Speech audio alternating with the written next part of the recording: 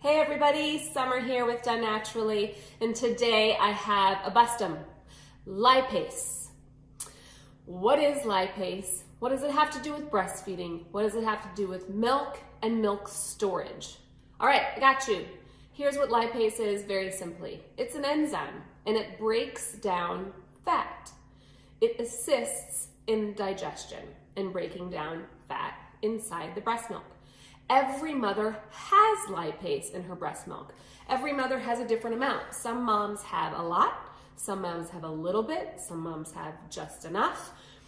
And it has nothing to do with direct breastfeeding, because when you're directly breastfeeding, the babies are drinking the milk and in their tummy it's digesting. So the lipase does its own job down in the baby's tummy, helping to digest and break down the fat.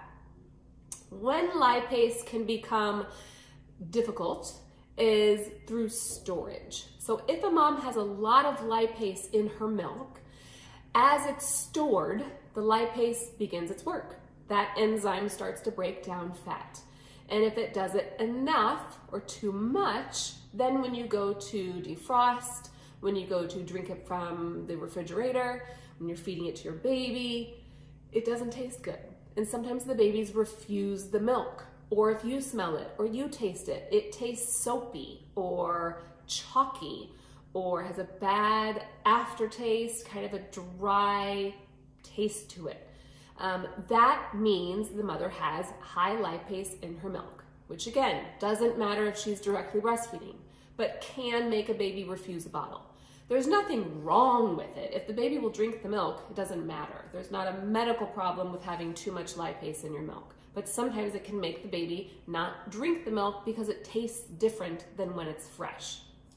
So if that's your case, then what you can do is right after you've pumped milk, you can scald the milk, meaning you take your pumped milk and put it on a hot plate if you're at work, or on the stove, and just bring it up to a little bit of a boil, and not all the way boiling because that can destroy too many of the components of the milk, but just enough to where there's a tiny little rim of bubbles around the edge of the milk.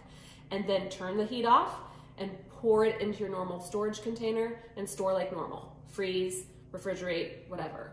That heat, that quick scalding, actually stops the enzyme of lipase from doing its job, meaning it won't break down that fat over the period of time it's being stored, so that it will still taste the same to the baby when you give it to them later.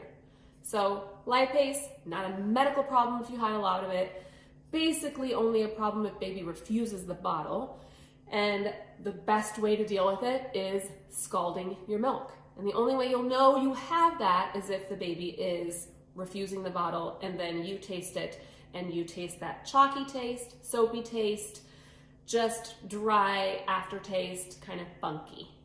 That's how people describe it. I had it with one of my babies and ended up needing to scald. You don't always have it. If you have it with one baby, it doesn't mean you always have it with the second or the third. So it can happen any instance. It can even change over time. So that's what lipase is. I hope that helped you guys, and you have a great day. I will see you later. Bye.